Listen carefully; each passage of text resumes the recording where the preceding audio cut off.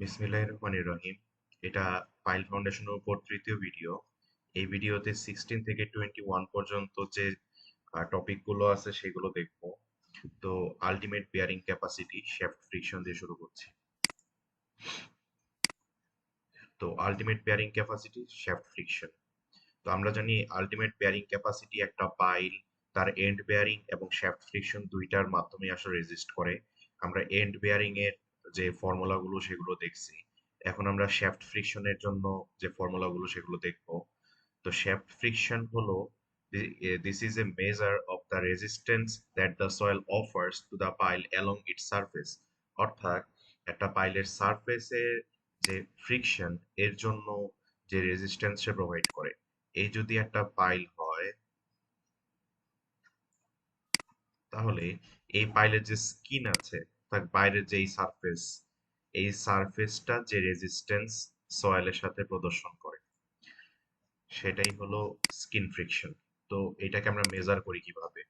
এটাকে মেজার করার ফর্মুলা হলো এটা QS equal to AS into summation of tau S D Z where L starts from 0 to L.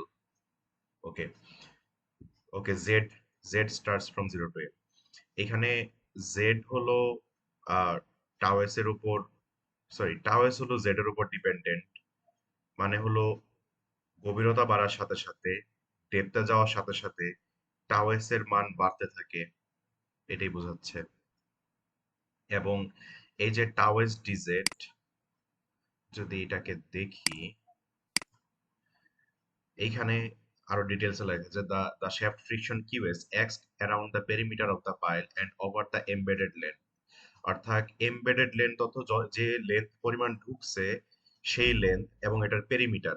আমরা তো বলতেছি যে পেরিমিটার হলো এটা চারপাশের যে গোল আহ, যে দৈর্ঘ্যটা সেটা।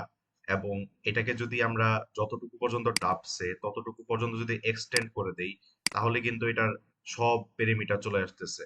এটাই কিন্তু আলটিমেটলি আমাদের স্কিনটাকে বোঝাচ্ছে চারপাশের।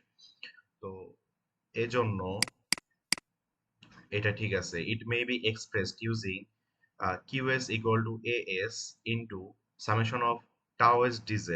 তো এইখানে যে tau s dz যেই টার্মটা আছে, এটা একসাথে average shear stress along the pile surface এটা ডিনোট করতেছে। ওকে, অর্থাৎ পাইল সারফেস এর সাথে এভারেজ শিয়ার স্ট্রেস যেটা সেটা ডিনোট করতেছে এটা। এবং which is obtained by integrating the shear stress over the pile length। অর্থাৎ পাইলের যে লেন্থ যতটুকু ঢুকছে সেটার উপর ভিত্তি করে এটা আসলে বাড়তে থাকে। The unit of tau S is kilopascal. এটার একক হলো কিলোপ্যাসকেল। অর্থাৎ এই সম্পূর্ণটার একক হলো কিলোপ্যাসকেল, অর্থাৎ kilo newton per metre square. আর এই এস হলো বেজের এরিয়া, অর্থাৎ পাইলের টো এর এরিয়া। তাহলে টো এর area into kilo newton per metre square. তাহলে এটার একক হলো মিটার স্কয়ার, এটা হলো kilo newton per metre square. তাহলে কিলো নিউটন পার মিটার স্কয়ারের নিচের মিটার স্কয়ার আর উপরের এই এস এর মিটার স্কয়ার যদি কেটে দেই তাহলে একক থাকে কিলো নিউটন। আমরা জানি যেহেতু এটা এক ধরনের ফোর্স, রেজিস্টিং ফোর্স, তো এজন্য এটার একক অবশ্যই কিলো নিউটন হওয়া উচিত। তাহলে এটার একক কিলো নিউটন পাওয়া গেল। তো QS হলো shaft friction load capacity, AS হলো surface area of the embedded pile, tau S হলো shear stress mobilized। এটা আসলে mobilized কেন বলতেছে? mobilized হলো আসলে ক্রিয়েট হওয়া বা তৈরি হওয়া, জেনারেট হওয়া। এটা যখন এই পাইলটা যখন এমবেড করা হলো, যখন ড্রাইভ করা হলো, তখন এই পাইলের সারফেস এবং সয়েলের মধ্যে যে স্ট্রেস ডেভেলপ হয় সারফেসের মধ্যে, সেটাই হলো এই জেনারেটেড বা মোবিলাইজড শেয়ার স্ট্রেস। এবং এটা জেনারেট হয় এক্স অক্ষ বরাবর, ল্যাটারালি। ওকে, তো ডিএস ডিজেড ডিজেড হলো incremental pile length over which tau S is taken. অর্থাৎ ইনক্রিমেন্টাল মানে বাড়তে থাকা পাইল লেন্থ। অর্থাৎ এটা আসলে আমাদের যতটুকু পাইল ড্রাইভ করা হচ্ছে সেটার উপর নির্ভর করে যে কতটুকু অংশ আমি ড্রাইভ করলাম সেই অনুপাতে আসলে ডিজেড এর মান চেঞ্জ হয়। তো এইখানে সামেশনের মধ্যে যে এই জেড এর ভ্যালুটা এটা জেড জিরো থেকে শুরু এল পর্যন্ত গিয়ে শেষ হয়, এল হলো যতটুকু হাইয়েস্ট ঢুকানো হলো সেটা। ওকে, এখন এখানে যে শ্যাফট ফ্রিকশন এগুলো কিসের উপর নির্ভর করে এগুলো বলা আছে এখানে।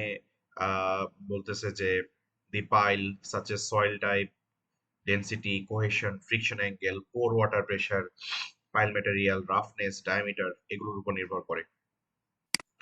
এখানে একটা কথা বলা আছে যে ক্রিটিক্যাল ডেপথ। হ্যাঁ, তো ক্রিটিক্যাল ডেপথ কনসেপ্টটা কি? এটা আমি অঙ্কের ভিতরে আমরা দেখব।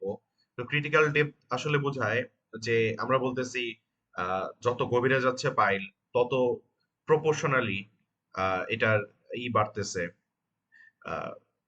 শেয়ার স্ট্রেস বাড়তেছে এটার মধ্যে।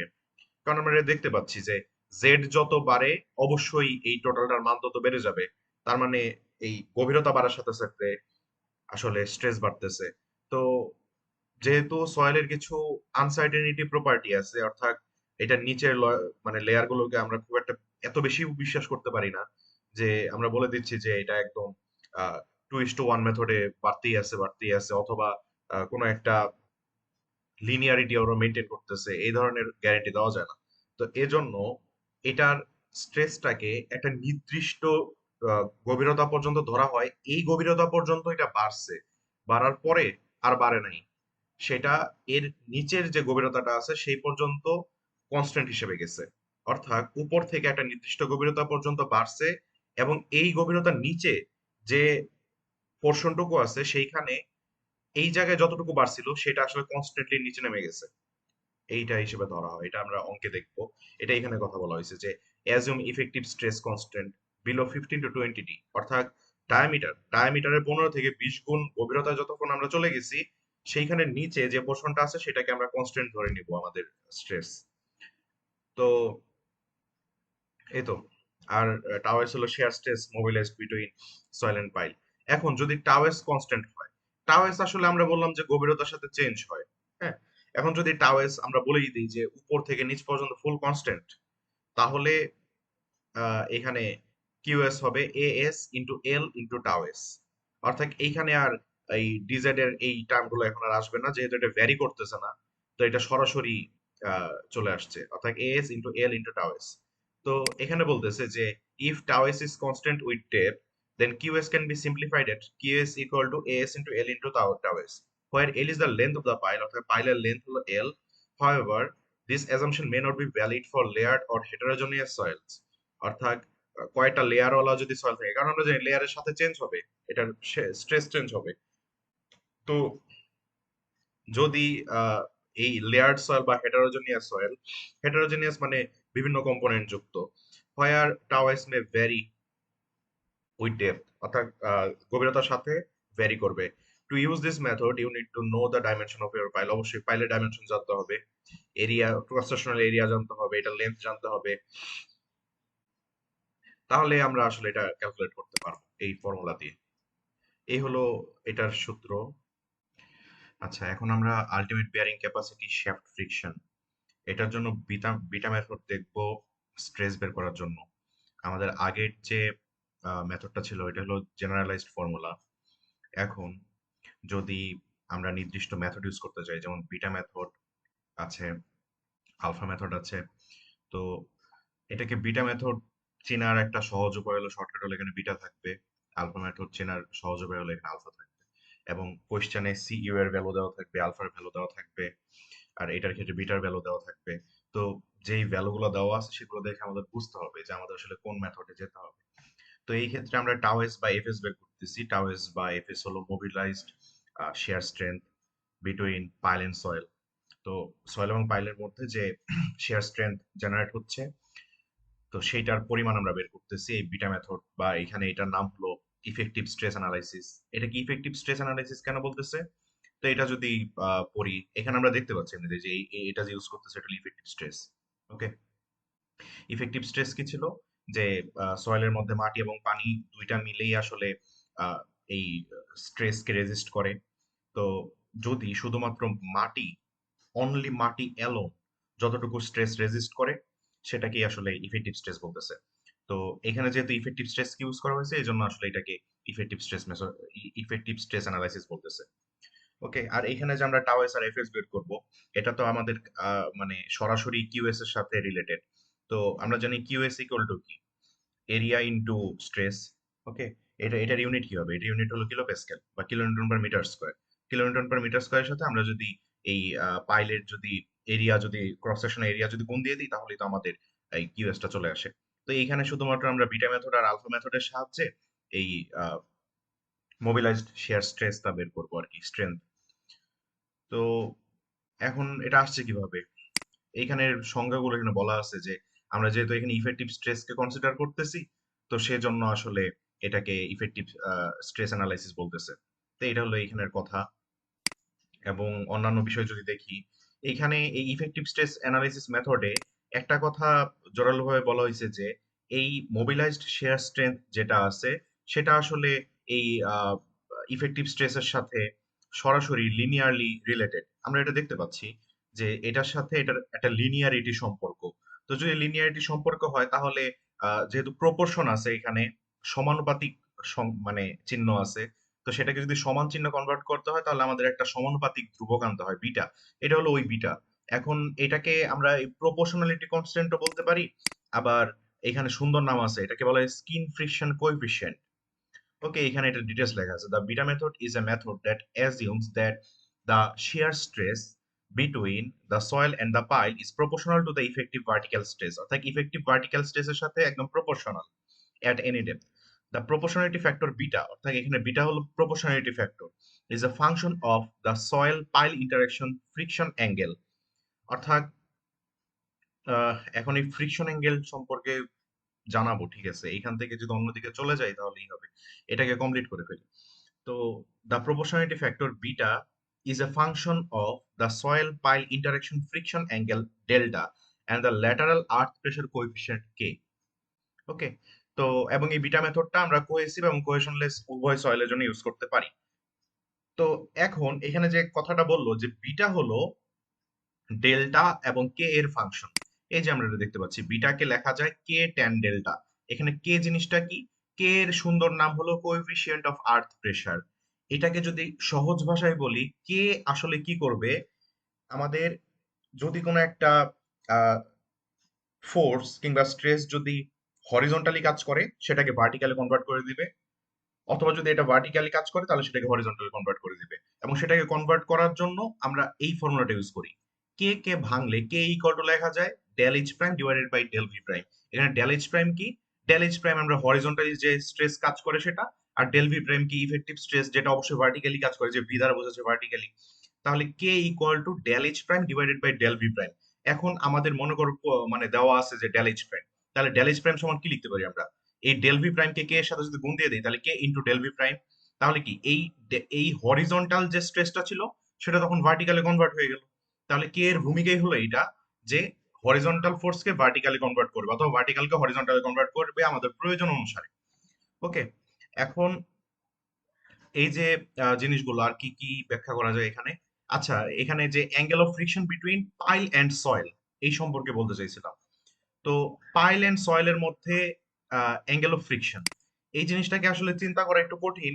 যেমন আমরা ইয়ের কি বলে স্যান্ডের ফ্রিকশন অ্যাঙ্গেল যেটা ছিল সেটাকে আমরা কিভাবে চিন্তা করতাম, যে আমরা যদি একটা স্যান্ডের স্তূপ বানাই, এরকম স্যান্ডের যদি একটা স্তূপ বানাই তাহলে এটা হরিজন্টালের সাথে যে অ্যাঙ্গেল তৈরি করে সেটাকে আমরা এই ফাই বলি।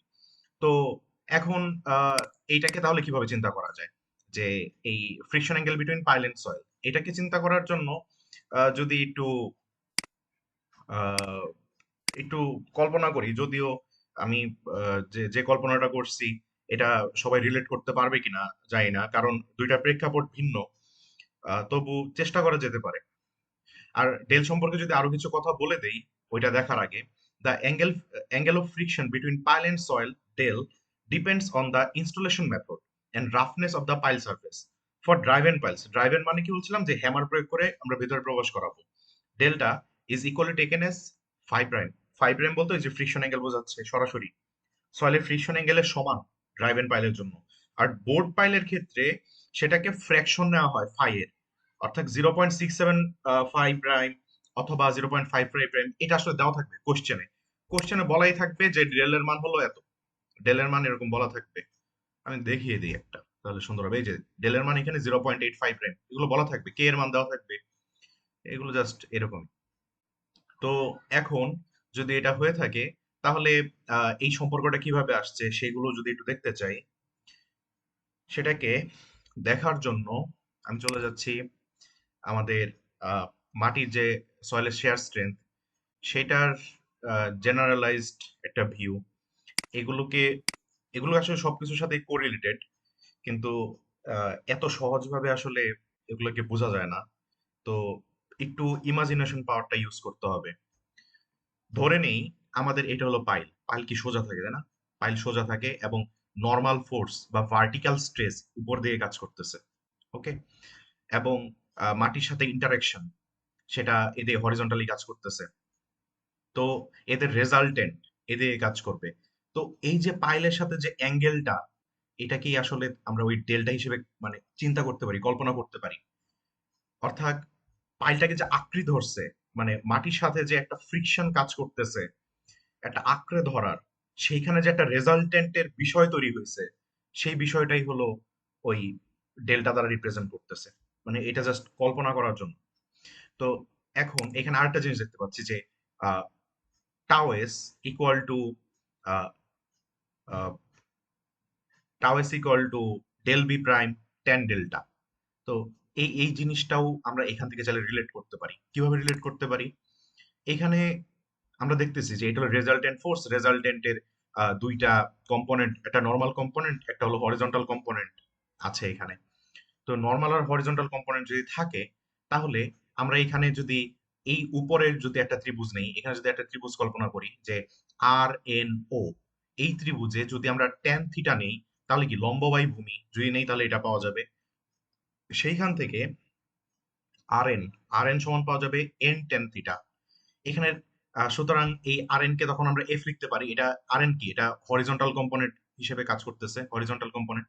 তো এটাকে F equal two N tan theta লেখা যাচ্ছে, হ্যাঁ।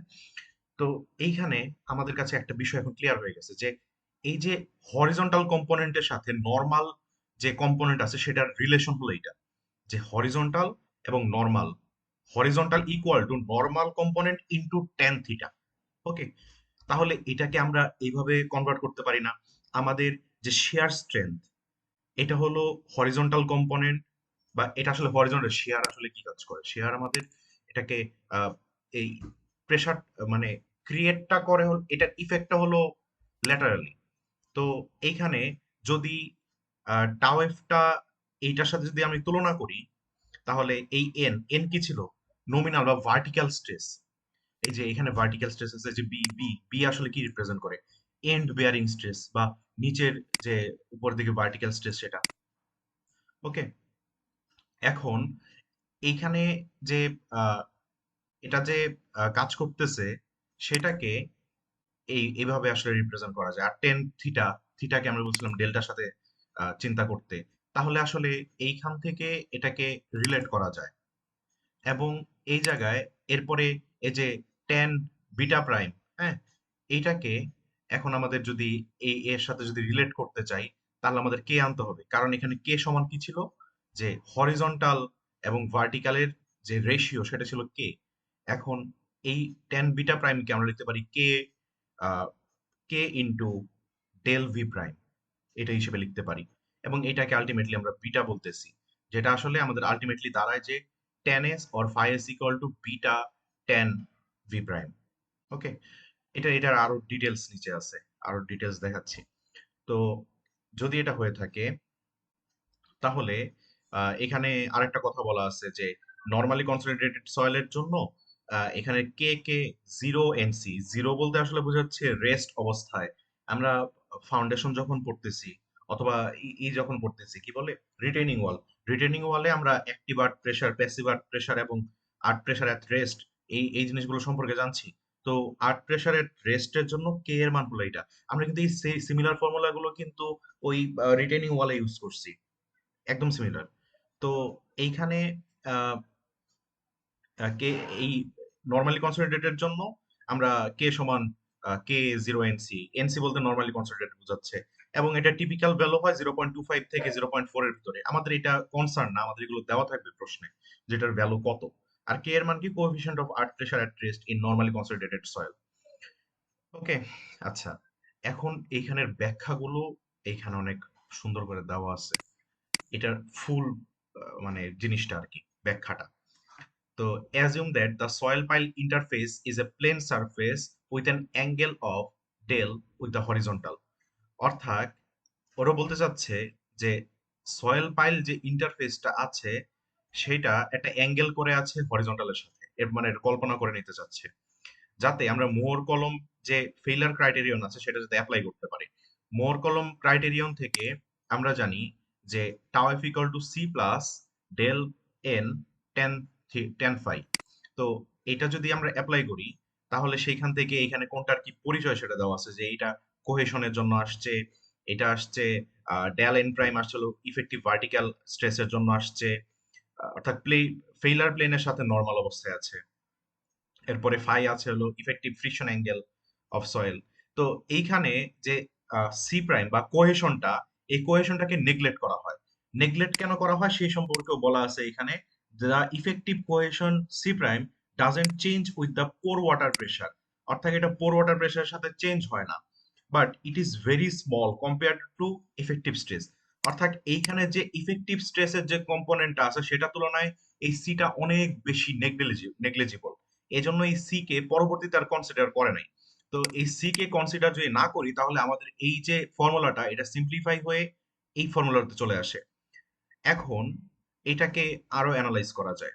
এটাকে আমরা resolve the effective stresses on plane failure plane from horizontal and vertical component.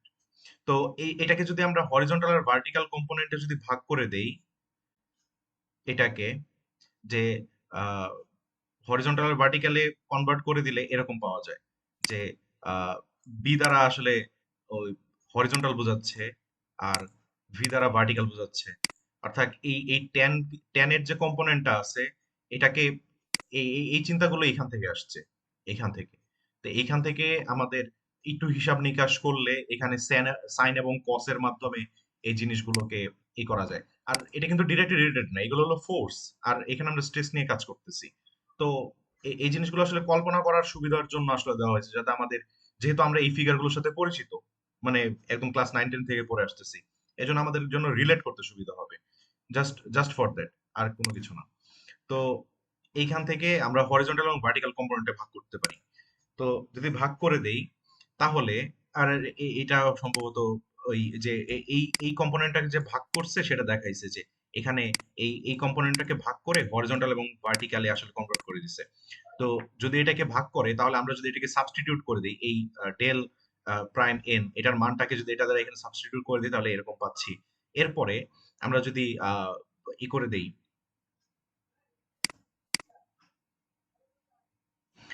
এরপরে এইখানে আহ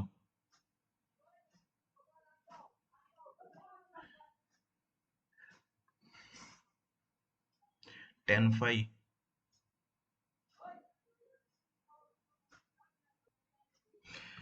আচ্ছা, তো এই লাইন থেকে এই লাইন কিভাবে আসছে সেটা নিয়ে একটু পড়াশোনা করলাম।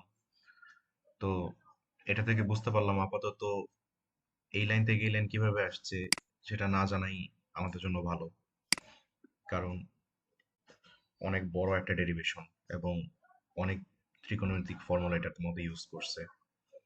তো জিনিসটা আসলে আমাদের টপিকের বাইরে চলে যাবে। তো এই লাইন থেকে এই লাইন মনে রাখা খুব সহজ, যদি এই সময় আমাদের লাগবে না অ্যাকচুয়ালি, কিন্তু যেহেতু একটা জিনিস দেখতেছি ডিপ ডাউন, আর আমি যেহেতু কষ্ট করে পড়ছি, তাই যে আমার ভিডিও দেখবে সেও কষ্ট করবে, সেজন্যই করতেছি। আচ্ছা, তো এখন আচ্ছা, এই লাইন থেকে এই লাইন আসলো, ঠিক আছে। আমি বললাম যে যার ইচ্ছা সে একটু দেখে নিতে পারে। তো আমি জানি এটা দেখার পরে তার আর দেখার ইচ্ছা থাকবে না।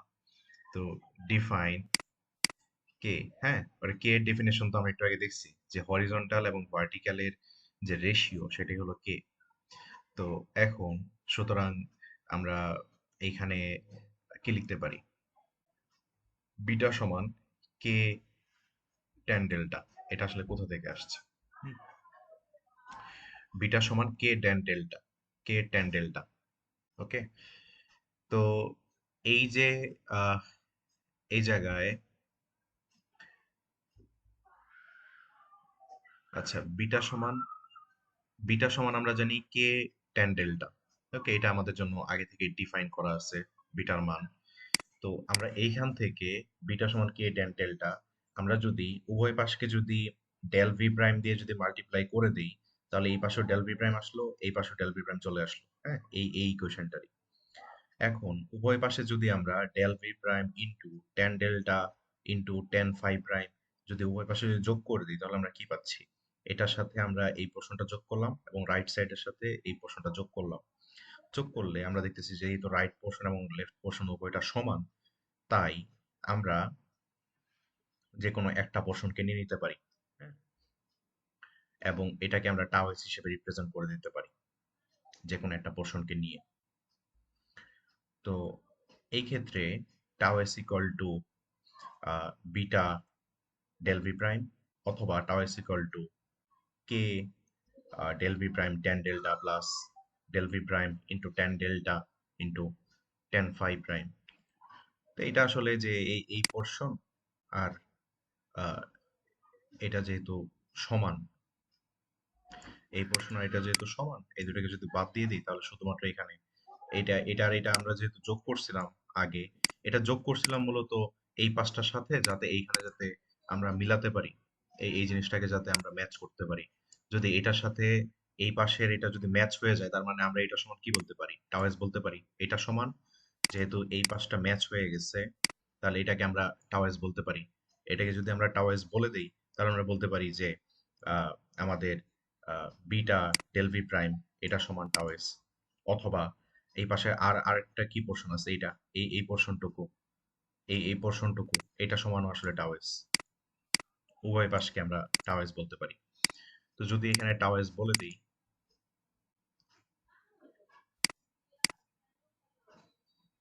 তাহলে আসলে টাওয়াইজ সমান বিটা ডেল ভি প্রাইম। এটা কোথা থেকে আসছে? এটা আসলে এই এই এত বড় ইতিহাস থেকে আসছে, বিটা ডেল ভি প্রাইম। ওকে, এই ছিল এখানের অনেক বড় একটা ঘটনা। এটা লাগবে না, এগুলো শুধুমাত্র টাচ হওয়ার জন্য। ওকে, তো এখানে suggested skin friction coefficient driven পাইলসের জন্য, তো যদি কনক্রিট পাইলস হয়, লুজ স্যান্ডের জন্য কে এর মান 1 হবে এবং ডেল এর মান 0.75 প্রাইম ফ্রেম হবে। এগুলো কোনোটাই মুখস্থ রাখার দরকার নেই, এগুলো সব মানে প্রশ্নে দেওয়া থাকবে। তো ডেন্স স্যান্ডের জন্য এটা হবে, স্টিল পাইলসের জন্য যদি লুজ স্যান্ডে থাকে তাহলে এত হবে, যদি ডেন্সে থাকে এত হবে। এগুলো সব প্রশ্নে দেওয়া থাকবে। ওকে, বিটা মেথড দেখার পরে এখন আমরা দেখব আলফা মেথড। এটাকে বলা হয় টোটাল স্ট্রেস অ্যানালাইসিস, এবং এখানে আনড্রেইনড কন্ডিশন অ্যাপ্লিকেবল। তো টোটাল স্ট্রেস কেন বলতেছে? This is a method of analysis that assumes that the pore water pressure in soil doesn't change due to loading. Undrained soil A pore water pressure change হয় না। It is applicable for clay soils that have low permeability, অর্থাৎ পানি বেরো হবে না, ঢুকবেও না, and high compressibility. It uses an empirical factor called alpha. এখানে একটা empirical factor alpha ইউজ হয় to reduce the undrained shear strength of the soil. অর্থাৎ এটা সম্পূর্ণ যে আনড্রেন শেয়ার স্ট্রেংথ যেটা আছে, সেটাকে রিডিউস করার জন্য একটা রিডাকশন ফ্যাক্টর আলফা ইউজ করা হয়। এবং এটার দ্বারাও আমরা ওই বিটা মেথডে যেরকম আমরা শেয়ার স্ট্রেংথ বের করছি সয়েলের, এখানেও স্ট্রেংথ বের করব, তারপর সেটাকে এরিয়া দ্বারা গুণ দিয়ে দিব, ক্রস সেকশনের এরিয়া দ্বারা গুণ দিয়ে আমরা ফ্রিকশন পেয়ে যাবো, শ্যাফট ফ্রিকশন বা ফোর্সটা পেয়ে যাব। ওকে, আচ্ছা, এইখানে শ্যাফট ফ্রিকশন কাকে বলে তো আমরা জানি, এখানে সংজ্ঞা দেওয়া আছে। আলফা মেথড, আলফা মেথডের বিশেষত্ব কি? This is a method of estimating the shaft friction QS for piles in clay soils. অর্থাৎ clay soil এর জন্য আমরা মূলত এই আলফা মেথডটা ইউজ করি, using the total stress undrained approach, অর্থাৎ total stress ইউজ করি, CU ইউজ করি। It uses a reduction factor alpha. এখানে একটা রিডাকশন ফ্যাক্টর আলফা ইউজ করি that ranges from 0 to 1। এই যে এখানে বলা আছে রিডাকশন ফ্যাক্টরের রেঞ্জ হলো 0 to 1, আমরা গ্রাফেও দেখতে পাচ্ছি যে আলফা রেঞ্জ 0 থেকে 1 পর্যন্ত, and depends on various factors such as soil type, pile type, soil strength, installation method, time since installation, এই যে এইগুলো মানে এটা কিসের উপর নির্ভর করে সেগুলো দেওয়া আছে। The shaft friction QS is calculated as QS equal to alpha CU, where CU is average undrained shear strength of the soil along the pile length, অর্থাৎ pile length বরাবর average undrained shear strength। ওকে, তো এই যে গ্রাফে graph of alpha versus C U, অর্থাৎ এই বরাবর undrained shear strength, average undrained shear strength, এটা এসইউ বা সিইউ লেখা যায়, একক হলো কিলো প্যাসকেল, এবং ওয়াই অক্ষ বরাবর হলো রিডাকশন ফ্যাক্টর নেওয়া হয়েছে। This is the graph that shows the relationship between the reduction factor alpha and the average shear strength CU of the clay soil for different type of pile and installation methods. It can be used to select appropriate value of alpha for a given pile design problem. অর্থাৎ আমাদের CU এর মান অনুসারে আমরা alpha নির্ধারণ করতে পারবো। এইখান থেকে মনে করেন আমার সিইউ এর মান 100 দেওয়া আছে, তাহলে এখানে আলফার মান পাচ্ছি আমি 0.5। এই তো, এইভাবে নেওয়া হয়। তো আর আলফার ভ্যালু 0 থেকে 1 এর ভিতরে থাকে।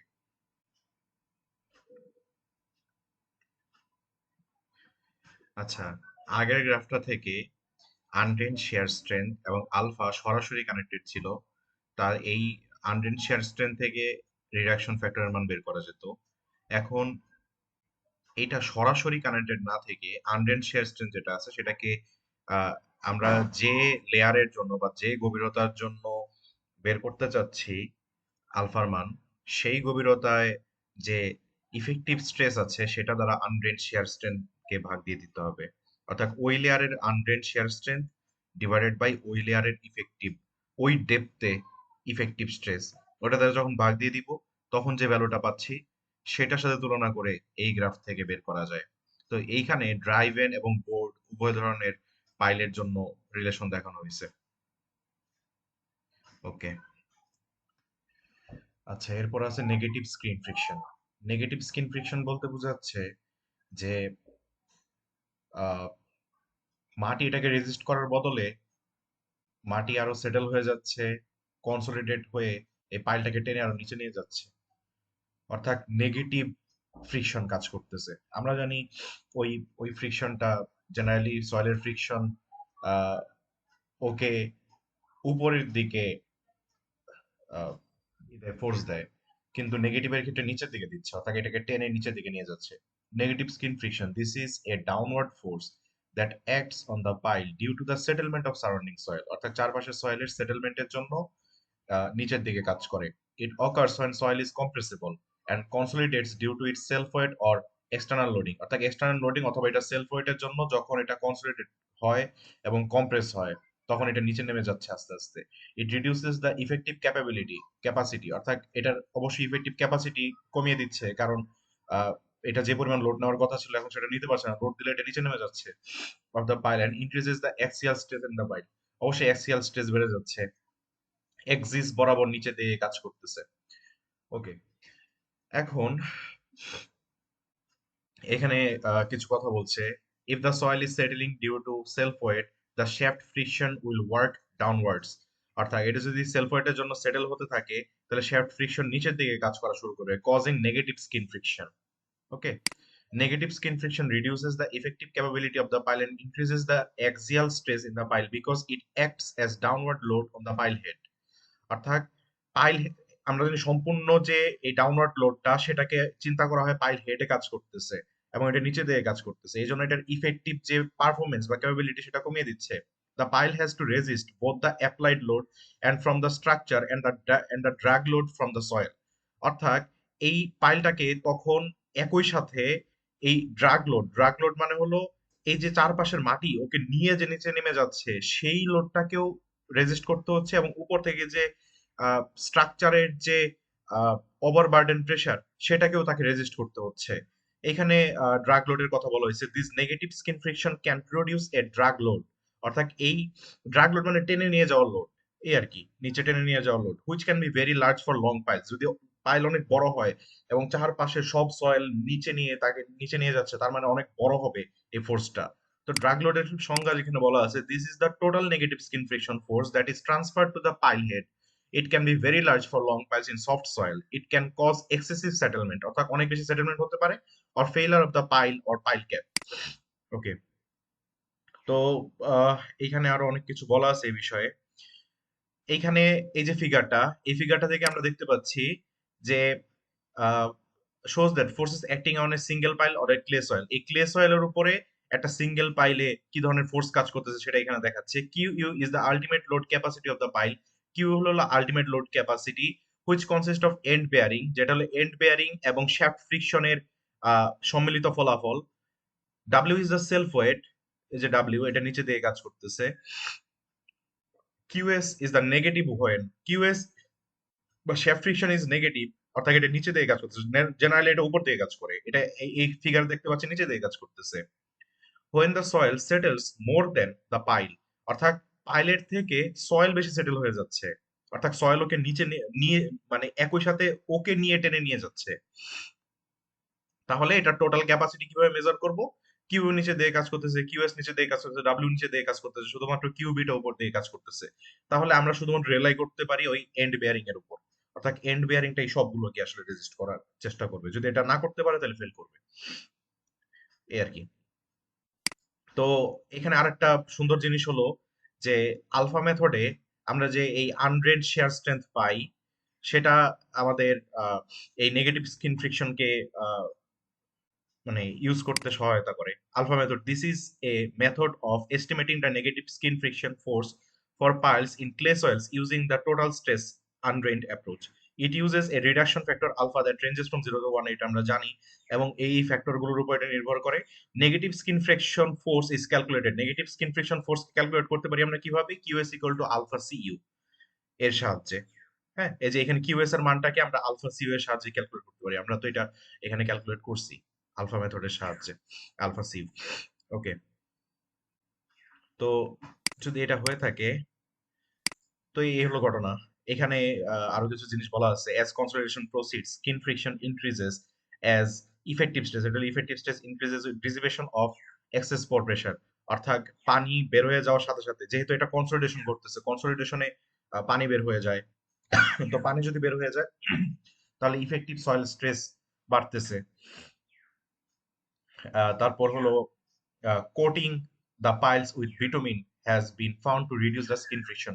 তো পাইলের চারপাশে যদি কোটিং দিয়ে দেই বিটুমিনের, তাহলে সেটা স্কিন ফ্রিকশন কমে যাবে, অর্থাৎ সয়েল এবং পাইলের মধ্যবর্তী ইন্টারাকশন যে ঘর্ষণ সেটা কমে যাবে।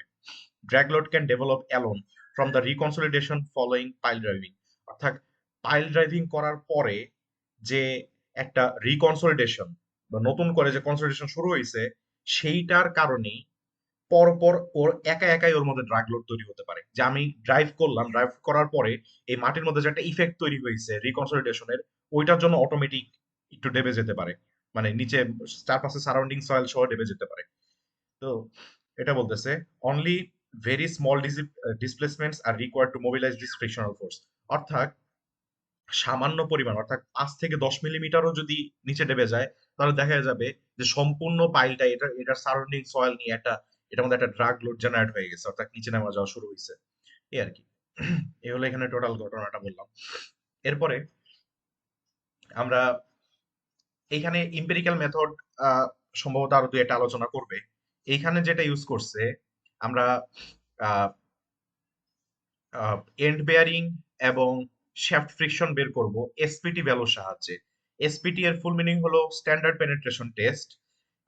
এটা এম্পিরিক্যাল মেথড কেন বলতেছে যে এগুলো আসলে আমরা ওইভাবে প্রমাণ করতে পারি না থিওরিটিক্যালি, এগুলো আসলে এক্সপেরিমেন্টের মাধ্যমে আসছে, এজন্য statistical analysis, field observation, field test এসবের মাধ্যমে আসছে। তো এসপিটি ভ্যালু যদি আমরা ইউজ করতে চাই for driven piles in sand, অর্থাৎ ড্রাইভ করা হয়েছে যে পাইলগুলোকে স্যান্ডের ভিতরে, ওকে, এখানে একটা জিনিস এন বার ইউজ করা হয়েছে, অর্থাৎ এটা corrected SPT value. SPT value আমরা কিভাবে পাই সেটাও আমি দেখাবো, যে এখানে সব ডিটেলস লেখা আছে, আমি সেটা বলবো, আগে ফর্মুলা গুলো বলতেছি। তো স্যান্ডে ড্রাইভারের জন্য এই এন্ড বেয়ারিং এটা পাচ্ছি আমরা। এখন এটা কিন্তু আসলে আমরা বলছিলাম এই স্মল কিউ আমরা কিভাবে পাই? স্মল কিউ হলো আমরা পাইলের এরিয়া দিয়ে, পাইলের যে ক্রস সেকশনাল বটমের এরিয়া সেটা দিয়ে ভাগ দিয়ে দিয়ে স্মল কিউ পাই। এটা বোঝায় হলো আহ, মানে end bearing per unit area, এটা বোঝাচ্ছে। হ্যাঁ, এটার একক কিন্তু কিলোনিউটন পার মিটার স্কয়ার বা কিলো প্যাসকেল। তো সেম ভাবে এই যে টাওয়েস, টাওয়েস তো আসলে এটারও একক কি কিলোনিউটন পার মিটার স্কয়ার। তো এই যে এই ফর্মুলাগুলোর মধ্যে এই যে এখানে এল এল হলো আসলে পাইলের লেন্থ আর ডি হলো পাইলের ডায়ামিটার। তো আমরা 40 ইন্টু এন এর যে ভ্যালু দেওয়া থাকবে সেটা, এটার সাথে এই ডান পাশের 400 ইন্টু এন এর ভ্যালু, এগুলো যখন আমরা গুণ করে দিব তখন আমরা এই দুইটার মধ্যে যেটা আসলে সবচেয়ে ছোট আসবে সেই ভ্যালুটা নিয়ে আমরা কাজ করব। হ্যাঁ, এবং টোটাল কিউবি ক্যাপিটাল কিউবি এর মান বের করার জন্য এটার সাথে আসলে ওই পাইলের বেজের যে এরিয়া ক্রস সেকশন এরিয়া সেটা গুণ দিয়ে দিব। তো এখানে এই দুইটার মধ্যে যেটা ছোট আসবে সেটা আমরা কাউন্ট করব। এখানেও সেম ভাবে এটার এই দুইটার মধ্যে যেটা ছোট আসবে সেটা কাউন্ট করব। আমরা মূলত আসলে এই সূত্রটাই কাউন্ট করি, এবং এই ফ্রিকশন বের করার জন্য, শ্যাফট ফ্রিকশন বের করার জন্য এই সূত্র কাউন্ট করি। হ্যাঁ, এটা আমি ইউজ দেখি নাই, এটা ইউজ করি আমরা। ওকে, তো এখন যদি বলি যে আমাদের এখানে যে এন ভ্যালু এটা আমি কিভাবে পাইছি, এখানে বলতেছে দা এসপিটি, আমি একটু জুম করে দেই, the SPT N values are measure of how hard it is pushed to a metal tube into the soil. আচ্ছা, এটা আমি আমি যদি এটা রিডিং না পড়ে সংক্ষেপে বলে দিই যে আমরা এইখানে আসলে একটা মেটাল টিউব ইউজ করি, যেটার ডায়ামিটার হলো 5.08 সেন্টিমিটার এবং এটা লেন্থ হলো 65 সেন্টিমিটার। আমরা এটাকে ড্রিল রডের সাথে কানেক্ট করি, এরপর হ্যামার দিয়ে এটাকে মাটিতে দাবানোর চেষ্টা করি। এখন আমরা যে হ্যামার দিয়ে উপরে মানে বাড়ি দেই পাইপটার উপরে, সেটার ওয়েট হলো 63.5 কেজি। এখন এটা কতটুকু উচ্চতা থেকে হ্যামারটাকে ফেলা হয়? 76 সেন্টিমিটার উচ্চতা থেকে। এই যে এই কথাগুলো বলা আছে, আমরা যে পাইপটা ইউজ করতেছি মাটিতে ঢুকানোর জন্য সেটা ডায়ামিটার হলো 5.08, এটার লেন্থ হলো 65 সেন্টিমিটার, এবং আমরা যে হ্যামারটা ইউজ করতেছি সেটার ওয়েট হলো 63.5 কেজি, এবং যে উচ্চতা থেকে আমরা ড্রাইভ করতেছি সেটা হলো 76 সেন্টিমিটার। এরপরে আমরা টোটাল কতটুকু পেনেট্রেশন, মানে মেটাল পাইপটা কতটুকু মাটির ভেতরে ঢুকতেছে সেটার উপর কাউন্ট করি। টোটাল আমরা 45 সেন্টিমিটার ঢোকা নিয়ে কাউন্ট করব। এখন 45 সেন্টিমিটারের মধ্যে উপরের যে 15 সেন্টিমিটার সেটাকে কাউন্ট করা হয় না, কারণ ধরে নেওয়া হয় যে উপরের এটা ডিস্টার্ব থাকতে পারে ড্রিলিং এর জন্য বা অন্যান্য প্রসেসের জন্য অথবা লুজ সয়েলের জন্য। এজন্য আমরা উপরের 15 মিটার বাদ দিলে টোটাল 45 সেন্টিমিটারের মধ্যে বাকি থাকে 30 সেন্টিমিটার। ওই 30 সেন্টিমিটারের জন্য আমরা কাউন্ট করব যে আসলে ওই 30 সেন্টিমিটারের কে ওই 30 সেন্টিমিটার দূরত্ব মাটিতে ঢুকানোর জন্য ওই মেটাল পাইপের উপরে কয়টা বাড়ি দিতে হয়েছে বা কয়বার মানে আঘাত করতে হয়েছে। ওই যে কয়বার আঘাত করতে হয়েছে 30 সেন্টিমিটার ঢুকানোর জন্য, সেটাকেই আসলে এসপিটি এন ভ্যালু বলতেছে। ওকে, পরে এই এন ভ্যালুটা নিয়ে এখানে বসাই দিব, এটা আসলে প্রশ্নে দেওয়া থাকবে। এই হলো এটার ঘটনা। তো এটা শেষ করে দিচ্ছে এখানেরই। আর এখানে অনেক কিছু বলা আছে যে this methods provide simple formulas to calculate Q B, এটা এসপিটি ভ্যালু নিয়ে কাজ করে, এটা হলো এটাই। এবং এটা কি কি, the method also give some upper limits for base resistance depending on the type of soil. তো সয়েলের টাইপ গুলো আমরা এখান থেকে পাই, মানে সয়েলের বিভিন্ন বৈশিষ্ট্য, স্টিফনেস, বেয়ারিং ক্যাপাসিটি, এগুলো আমরা এন ভ্যালুর সাহায্যে নির্ণয় করতে পারি। এখানে ভিসিনিটি বলতে কি বোঝায়, যে চারপাশের soil, where N bar is the corrected SPT value. এখান থেকে যে এসপিটি ভ্যালুটা পাই সেটা নিয়ারলি 100% কারেক্ট থাকে না। তো আমাদেরকে প্রশ্নে যে এন ভ্যালুটা দেওয়া থাকবে ওটা কারেক্টেড দেওয়া থাকবে। Okay, corrected SPT value which value in the vicinity of the pile base, অর্থাৎ পাইল বেসের চারপাশে, ভিসিনিটি মানে চারপাশে, পাইল বেসের চারপাশে যে এসপিটি ভ্যালু সেটা। এবং ডি হলো পাইলের ডায়ামিটার, এল হলো লেন্থ। এই তো, এই হলো ভিডিও 3 শেষ।